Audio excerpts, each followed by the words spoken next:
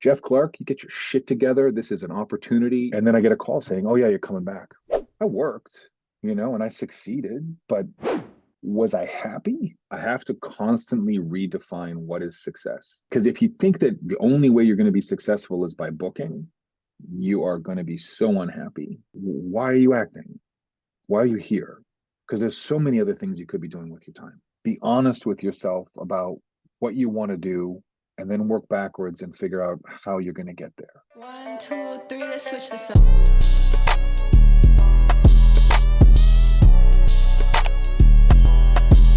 Okay, welcome my little honeys. Welcome back to my YouTube channel. Welcome to another interview. And of course, welcome to Jeff. So a little bit about Jeff. Jeff Clarke is an incredible actor. He is an incredible acting coach as well. He's a friend of mine, husband, and a father. He's been in the industry for over 30 years, bouncing around from LA, Toronto, and the Vancouver acting industry. He is known for his roles in Mad Men, Suits, Fargo, Downsizing, The Girlfriend Experience, Titans, and in the Fox Network's upcoming drama, The Accused. In 2003, Jeff has been nominated for the Gemini Award in the category of Best Ensemble Performance in a Comedy Program or Series. Jeff has coached privately in LA and in Toronto and is now an associate at the Pro Actors Lab Studio in Toronto. Jeff, thank you so much for being here today. How are you doing? I'm good. I love your introduction, and I think it's hilarious because the way you phrased it, it sounded like I was your friend and your husband and your father. I know, when I said that, I was like, wait a second, no. No, it's great. It's great. I mean, So Jeff, I want to take it back to the very beginning. So because you've been in the industry for over 30 years, what got you into the industry in the first place? oh goodness. Like it's tricky, right? Because like there's being an actor and then there's the industry, right? So I think I'd always done some acting when I was a kid. Like I did plays in school when I was a kid. And I was always, I had the old like way to record. I like do funny voices on a tape machine and then listen to myself. And I always enjoyed doing plays and storytelling and going to see plays. And I always loved television and movies. I mean, I was one of those kids who would come home from school and just park in front of the TV and watch shows constantly and love that stuff. Wanting to get into it, it was a little bit of a circuitous thing. Like I kind of got lost for a little bit, quite honestly, between 18 to 21, 22. Wasn't sure what I wanted to do. I was majoring in coffee shops and bars at McGill University and doing very well. And then I went back home to Winnipeg where I grew up and actually, very fortuitously, my father left a little flyer on my bed because I think he was a little frustrated with me kind of like farting around all the time and, working odd jobs. And it was to go to the Prairie Theater Exchange and take some classes. And I think I was 21. And they had, I don't even remember the name of my teachers. They were so nice, but I took an improv class and a scene study class. And I felt like my head just came above water, like I sort of found like, oh, wow, this is like, I like this and I'm good at it. And these people are hilarious and interesting and challenging. And so very quickly it kind of tumbled from there to studying and, getting a BFA and an MFA and starting to work and getting an agent. So that's kind of how it all started. I guess, Jeff, over your years of experience, and you have, like I said, bounced around between Vancouver, Toronto, and LA.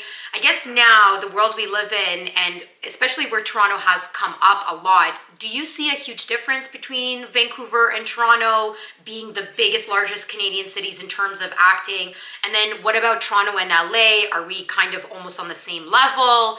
Talk us through about that a little bit. Toronto and Vancouver are a little different, I mean, there's the obvious differences with the weather and stuff, but I mean, like in a business level, if you're not working in Toronto, like if you're an experienced actor or like you've had some work and you're not working in Toronto, you're going to think about going to Vancouver. And if you're in Vancouver and you're not working, you're going to think about going to Toronto. And I think that if one hasn't done that trip at some point, it seems like a requirement for every working Canadian actor to try both markets. They're very different, right? Like Vancouver, you have the potential once you're working to make a little bit more money. Actors can get paid a little bit more. Cost of living is a little higher too. So, but Vancouver doesn't have, and forgive me, I may, any Vancouver actors listening, but when last time I was there was not what I would describe as a vibrant voiceover community, nor was there a thriving commercial activity or industry. In Toronto, a busy working actor will do voice, commercial, and film and TV, and maybe even some theater. Vancouver, a lot of the people I know that are doing well out there, they're just on a show, or they're doing guest stars on large American projects. It's a little easier for Americans to head up there, and the vast majority of what shoots in Vancouver is American. The same as Toronto. I guess that's the segue to LA. Like Toronto and LA are different, you know, like do we have talent here that's on the same par? Absolutely. Do we shoot a huge amount of product up here for the States and for the world that emanates from the States? Like it's created there and then shot here? For sure. But LA is still LA. Like it's the place where anybody who has ever risen to some level, a certain level in their community around the world will probably end up in LA at some point. So it's much more competitive in LA from an actor's point of view. You're up against the best and the brightest, you know, in the room all the time. There are more projects. I mean, whereas in Toronto, we have like a lot of production happening in Toronto. I don't have a list in front of me, but let's say there's 50 things shooting in Ontario right now, but there'll be like 500 things shooting out of California. Now, there's also 100 times more actors. So it's challenging. It's exciting. They're different markets, you know. I think that there's always a time when an actor will know, either through advice from their agent or from their loved ones, or perhaps just looking inside and saying, I need a change. You know, now is a good time to go to the States and try it. Rarely do you have actors going the other way, although, you know, I remember going to LA and meeting American actors and going, you know, oh man, like some of them were pissed because I had come down as a Canadian to steal their jobs or whatever. And I just said, well, you know, I don't know, you can go there if you want, and you know, because they can, but they don't because they feel like they're in the center of it, and they're not wrong, but it's a different market. I think you know you can. There's a time when it's time to go and check it out, and sometimes if you just have plateaued here at a certain level, or maybe you feel like what you're doing isn't being, no one's responding to it here, maybe it's worth exploring LA. I guess with that being said, and you having been able to do in-person auditions and also self-tapes, different styles of auditioning, what do you believe gets you into the room? Is it your look or is it your talent? Or is it a little bit of both, I guess? I think it's both. I mean, that's the honest truth of it. It's both. I mean, in a casting, if you kind of imagine what a casting director is thinking about, you know, in the perfect world for them, they get someone who has an interesting and compelling look and has interesting and compelling talent. That doesn't necessarily mean that your looks have to match up with some universal idea or myth of beauty, because that's different than looks, right? Like I think attractiveness is one thing, and there are some people that are either just genetically blessed or happen to line up with whatever the cultural zeitgeist is at the particular time, and you can't really control that. But people owning their shit, like actually owning who they are and being confident in their own body and in themselves and being the best version of themselves, that's a look. So that's important. I don't know. I mean, there's so many instances over the years where you see people who just have looks and they book a job. And you're like, holy shit, this person has no talent, but they look amazing or they look unique. And I don't think that will lead to jobs, but not to a career. And I think differently, you know, if someone's really, really, really talented, but their look is either off or incongruous or they're unhealthy, yeah, there's a number of things that can get in their way, right?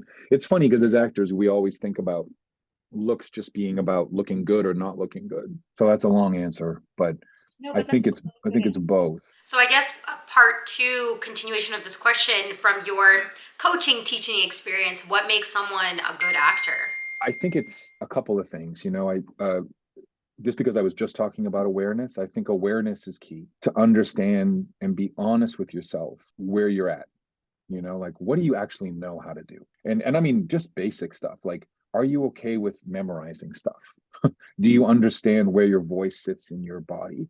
Do you can you take up space physically and be confident?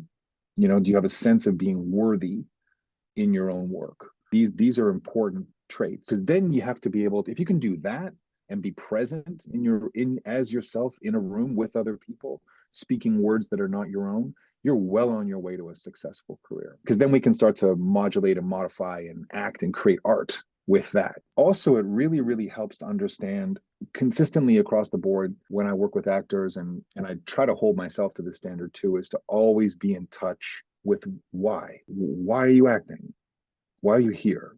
Because there's so many other things you could be doing with your time. There's so many other things that you could do to make the world a better place, to make money. You could make more money doing almost everything else in the world.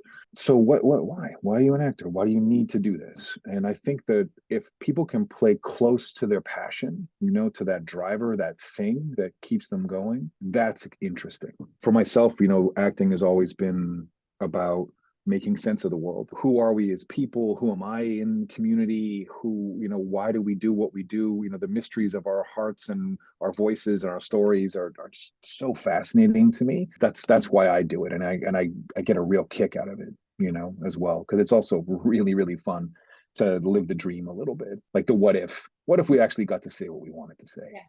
Wouldn't that be great? I like that. So, Jeff, is there anything in your career that you regret or you wish you did something different?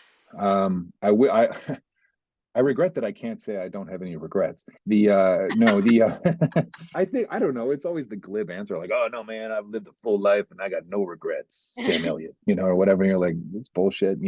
I wish I didn't try so hard when I was younger. I wish that I didn't grasp so tightly to the craft instead of embracing the art. So I worked so hard in school and I worked so hard on every job that I got that I think I missed a lot of opportunities for spontaneity and for fun and for breath and growth. I worked, and I succeeded, but was I happy?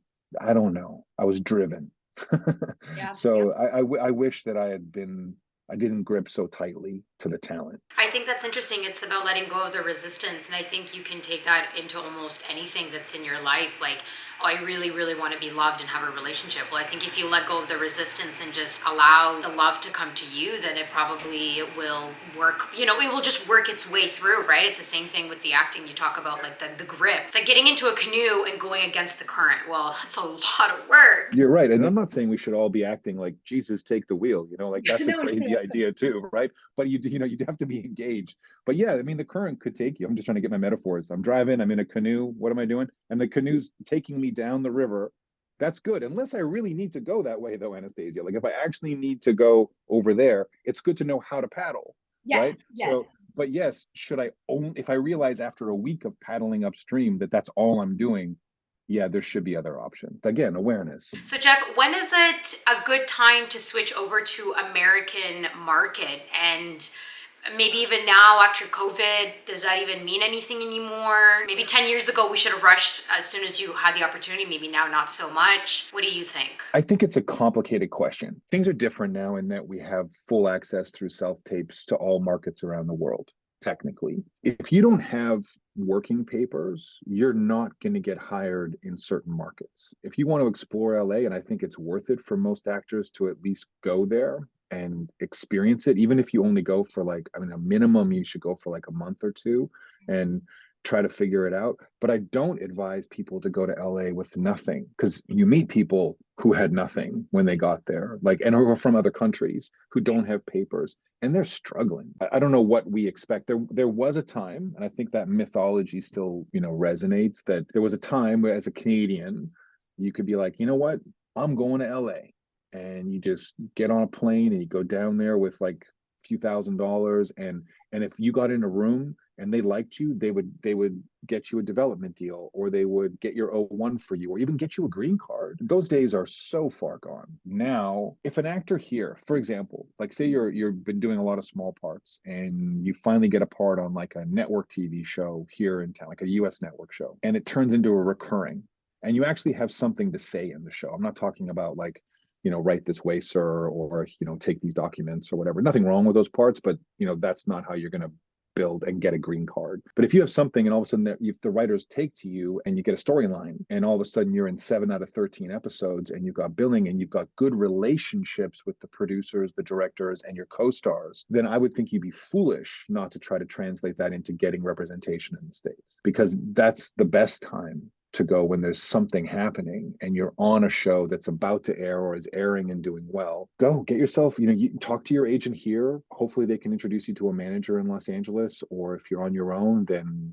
mine all your relationships with the people I was just talking about and ask for a favor and a hookup for a meeting and get down there and meet somebody. Because then when you actually have representation in the States and you're on something that they're watching, then that's the time to build something. So then, Jeff, because you've had experience both in the American market and the Canadian market, have you ever felt stuck in the industry? Yeah. I think again, not to be too particular, but I want to make sure I distinguish between stuck and unemployed because everybody gets unemployed. I don't care how good you are or how much you've been working. Like there will be periods of time, long periods of time, where you will not book and you will not work, and this just happens. And that's not necessarily stuck. I've been working or not working and felt stuck for sure. Like I've been on sets and felt stuck. Stuck is a weird thing, I think it has a little bit to do with insisting that the thing that I did before that worked is a thing I should keep doing. So that if I found something that I think lights me up and really works for me and it starts to feel flat, if I keep insisting on that, it's going to get flat and uninteresting. And I'm going to feel disconnected from the work. And I think that's when a person feels stuck because you're like, I'm not connected to this. I don't know what I'm doing anymore. Why am I doing this? And how come this isn't working? And you're taking this round peg and you're trying to jam it into the square hole that is the thing that you're doing now. And you have to be more open to tangents to get out of being stuck. You have to sort of calm down, listen, take care of yourself, and listen for tangents. Like, do I need to start a business? Do I need to take a class? Do I need to do a play? Do I need to take a step back from the industry for 4 months and just go walk in the woods for a while or something? Like, what do you need to do? There's nothing wrong with that. Stuckness is usually have been solved for me by just taking a step back, breathing, talking to my family and my close friends about honestly how I feel about what's going on, and taking a class. That's huge. Oh my God, it's huge to be able to have a place where you can have a community and to try stuff out, like actually try stuff out. And hopefully it's being run by somebody who you trust and you're going to get good feedback, like honest feedback from. Then you can start to understand the pieces that are missing. But usually it's an insistence on, for me, it's always been an insistence on, like, I miss that a change has happened.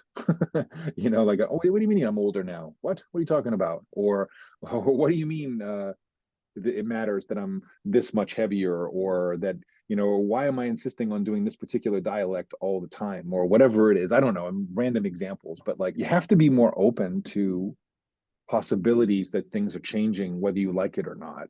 And so you have to just be flexible about how the industry is working and how the industry is responding to you. You can't insist. I really like your comparison between being stuck and unemployed. I think a lot of, even I would say that I put that together all the time, that I'm like, oh, I'm not booking means that I'm stuck. But I'm like, not necessarily. Are you going out constantly for auditions? Yes. If you're being seen by the same person all the time, it's great. It doesn't mean that you're stuck, it's just, it's not the right part for you. So I think that is something that all my subscribers should probably write that down, because I think I'm going to be writing that down after this. That's really important to look at it that way. It is important, because you have to look, it's something I'm still learning here in my 50s, is I have to constantly redefine what is success. Because if you think that the only way you're going to be successful is by booking, you are going to be so unhappy. And I don't mean to be all ooby gooby about it, because I also think, like, who doesn't want to work and get paid,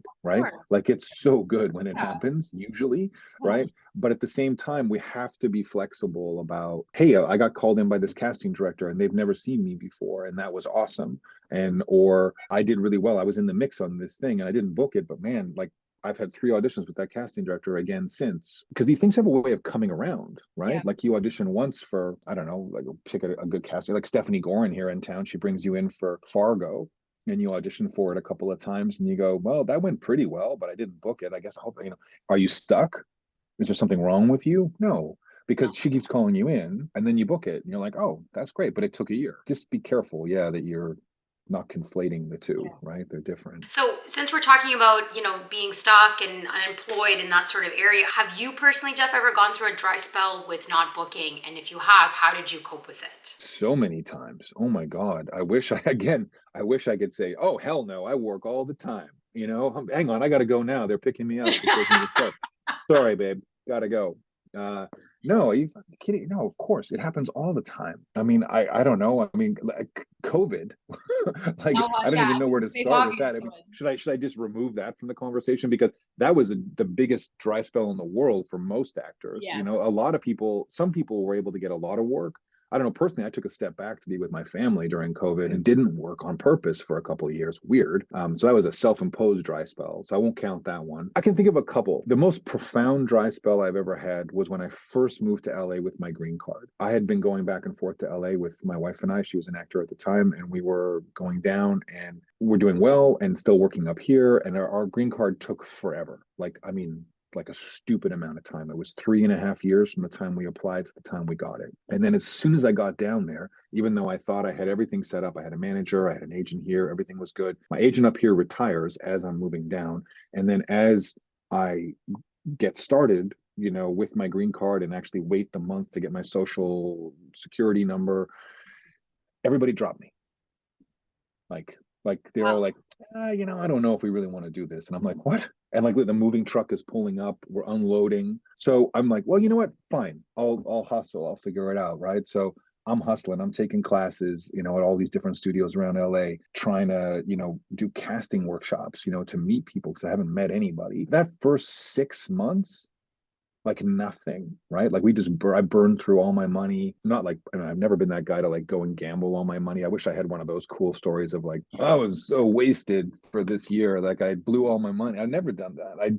I just burn away like a death of a thousand cuts. Like I paid the bills, that's all I did, but it went away. Yeah, that was terrifying, because it like nobody would take my call. I had shot like 40 commercials in Canada, maybe even more at that point, and I couldn't get a commercial agent down there, let alone a legit theatrical agent. Managers who had liked me were not returning my calls. I didn't know what to do. And it took, well, I guess it would have been like March all the way till the Christmas holidays. And we actually remember coming back and I remember like doing the dishes after dinner and like just spontaneously crying, while I was washing the dishes, wondering like, what am I doing? Can I figure this out? Yeah. And interestingly enough, like the next day, my cell phone rings and it's Scott David, who's a big casting director in LA, who had said, "Hey man, I saw you at this workshop that you did, and I can't find you anywhere. I don't know where you are, but I saw this phone number you'd written on the back of your resume that you left. So I'm calling you, and I have this audition for Criminal Minds. You should totally come in. Where are you?" And I was like, "I'm in Toronto." And he's like, "What are you doing in Toronto?" I was like, "I was just visiting family, And he's like, "Okay, well, look, it's in 2 days. I don't know. Can you make it down to do the audition?" And I was like, "Yeah, I'll be there." And I booked it. It was crazy. And it was not a huge part, but I got to get killed by James Vanderbeek with a knife, and that was pretty fun. And then, like 3 days after being back and booking that, I booked this huge campaign for a bank and I started working and I got a manager and a commercial agent took me. You know what I mean? Like things started to happen. The truth of it is, if I asked myself, what did I do when I was in the dry spell? I got back to basics. I Yeah. got back to the hustle and I got back to remembering it's about getting good at what I do and being excellent at what I do and maintaining and establishing quality relationships with people, teachers, students, fellow students. I remember, I would never go back to some of these studios that I studied at because some of them were real shit shows, but it was fun. And I met some great people. I mean, to this day, how many years later, like 16 years later after that dry spell, I could pick up the phone and call any of those people. It was real connection and, real quality time. So you got to put in the work, right? Like I still knew where I wanted to go, but you have to put in the little steps, get back to basics and rebuild. Then the work started to happen. So with that being said, Jeff, so let's talk about someone who is new to the industry, whether it be whatever, LA, Toronto, Vancouver, doesn't matter. They're just new to the industry. Where do they start?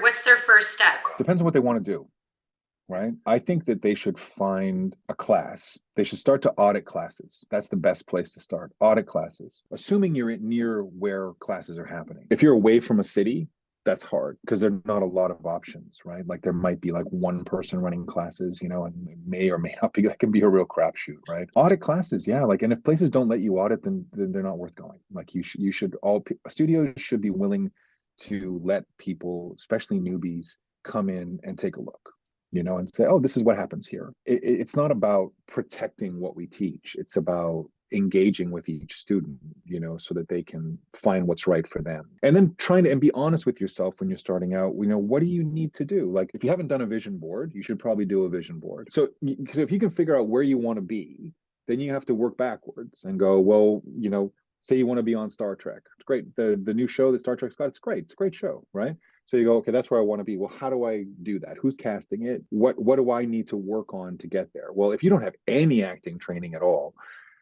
you're going to need to learn a few things. I don't know. On behalf of those of us who have too many letters after our name and spent too much time in school, I don't think that it's a requirement by any stretch to go to Metropolitan or George Brown or York, or it's not a requirement. Will you benefit from it long term? Probably. But there are a lot of private studios that can support you. So look around and try out some stuff. Like don't be precious about it. Like go in, and if it feels weird, or if people are telling you to change everything about you, or there's all these things wrong with you, then go somewhere else. And I'm not saying just go to where everyone agrees with you. That's different. All right. Like it's okay to just have disagreements, and to have conflict even is actually very healthy. But somebody shouldn't be trying to break you down and build you up. That's bullshit. And it's always been bullshit from the 70s to the 2020s. It's less common now than it used to be, but watch out for those kind of places. I think it's better to find a place where you can just find your own voice and work on the things that you feel are helpful for you, and then maybe be guided towards a few things you didn't even realize. Jeff, I have a super fun question for you. Okay. What was your favorite show or film to be on? I've been really lucky and blessed, over my career, and I had a lot of gigs. But I think the one, when I think about it, the first thing that comes to mind is Mad Men, because it was such a crazy time in my life, and the gig was so good. Yeah. So I was actually, as much as I just gave a talk about, I was like, you have to be an artist, not just a fan. I was such a fanboy about that show. Like I had lived in this great fourplex in LA, and we had like all our neighbors were real close, and we used to get together and watch Mad Men, pour a stiff drink and, and sit down on the couch, and we'd all watch Mad Men together every week. And I tried to get on that show. I think it was for 4 seasons, maybe 3. So I really, really, really wanted it. And my kid was about to be born, like literally like about to be born, when I got the call and said, you booked Mad Men and was it 2 days? I think I had 2 days in this episode. And then I walked on set, and I was playing this guy on a train, and I saw that they built a train car, and they could move it. And I'm like, oh, they built a train. So my little ambitious brain goes, oh shit, like this could keep going. Like, I don't know what's happening here. They hadn't said anything about it. And then as I'm working, Matt Weiner comes down. He's the showrunner, and he directs the scene. The director steps back, and he comes in, and he's looking right at, and he doesn't direct the scene, he directs me. And he's just checking in and seeing what I can do and what's happening. And Vincent Kartheiser was across from me, played Pete, and he's just watching me. And then, it goes well. The rehearsal is a little high pressure, but he walks away, and Vince just looks at me. He's like, and I go, does that happen a lot? He goes, no. And I go, great, that's great. And so I took a deep breath, and I was like, just cool. And they're like, okay, we're going to turn around now. And I'm like, cool. So I go outside, and I go for a walk on this set. Yeah. And I'm like, Jeff Clarke, you get your shit together. This is an opportunity, like breathe. You've been working at this, man. Like just think about it for a second. You got this, you know what you're doing. Like I really felt connected to the role and the part and everything. We felt really good. And I was worried as we were shooting the second day that my kid was going to be born. My wife was due like within a couple days of that. And anyway, he wasn't born, luckily, at that point. I went home. My son was born. We're in the crazy world of newborn life. And then I get a call saying, oh, yeah, you're coming back. And so you're a guest star in the next episode. And there's probably 3 or 4 more episodes. My manager calls, she's on tears and the phone and all that kind of stuff. It was great. And I think beyond the career bump that it gave me, it was such a goal of mine to get on the show. And then it was not disappointing. That was the best part, that it was actually, working with people who were really good at their jobs. And every day you get on set and you're like, oh, the wardrobe is like outstanding, and the sets are incredible, and the scripts are great, and the directors are smart, and the actors are really good. And you're like, oh, just let me just swim in this forever. It was great. So Jeff, with everything that the last 5 years we have gone through and everything, where do you see the Toronto acting market going in the next, let's say, 5 to 10 years? Oh, I wish I had a crystal ball. Really, I did. I think the industry in Toronto is going to grow. I think that it's too good here for the Americans not to come here. Okay, I'll talk about the American stuff first. I think they're building studios. I think they're committing infrastructure to Toronto, which makes me and ACTRA and the community think that it's happening. There's going to be more work here, which is good. I hope that we continue to produce quality Canadian programming as well too.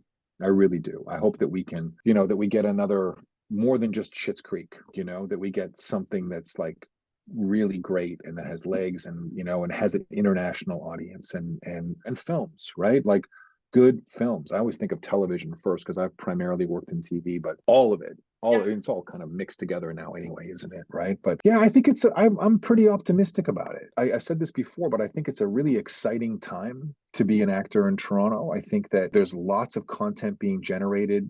Casting and the business are literally, both by being forced to and also realizing the benefit of, they're opening up their eyes and their hearts to all kinds of people now. And it's exciting. We're going to start seeing all kinds of people and stories being told that we haven't in a really long time. So it's good. I mean, I'm feeling pretty optimistic about Toronto. I have no intention of moving. Toronto's a good place to be. And if you're building a career, it's not a bad place to build it because there's enough small gigs that you can get your feet wet and get on set. There's all the film schools here and the independent production agreement that ACTRA has. The co-ops that are available are pretty special. I wish there was less non-union work. Maybe I'm opening up a can of worms here if I start talking about union and non-union work, but I wish there was less non-union work because it's just such garbage. Yeah. But I guess there's always going to be garbage, right?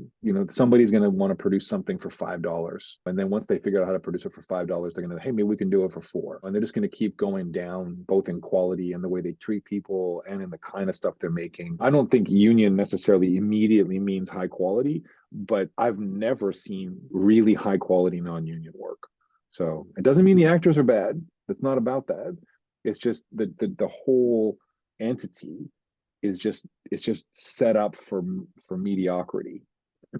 So you kind of go, why am I doing that? Yeah. When I could be trying to do something that's excellent. So yeah, I'm hopeful. With you being hopeful and everything, what are your next steps in your career, Jeff? Well, that's a very good question. I don't know. I don't know. What does your vision board say, Jeff? Actually, I have to do a fresh one. Mine's out of date. Like my headshot, my vision board is out of date. I'd like to do, interestingly enough, like I've been really enjoying about being a little bit more selective and wanting, like I just had a ton of fun working on Accused. I got to work with Whitney Cummings on this great Fox show and such a cool part, and it was great to be on a big show like that. And I'd love to continue doing stuff like that. I've always loved doing big guest star roles. I think they're terrific. I would love to get back on a show again, like actually be on a show where I'm like, oh yeah, like Jeff plays this character on this show, and like I'm there for the season or the 2 seasons or whatever it is. That'd be great to get back to that. But where do I see myself going?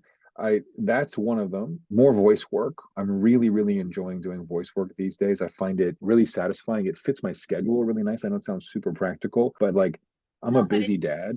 And I don't know if I have time. I don't miss any of the in-person stuff for voice or commercial work. Being able to do that from this room is terrific. And I've actually been able to record here as well too. I would sometimes go in the studio and record stuff. Love to do more of that. And I think also we were just talking about acting, but I can't separate myself as a teacher anymore. Like I used to kind of think of myself as, well, I'm an actor and I do a little teaching.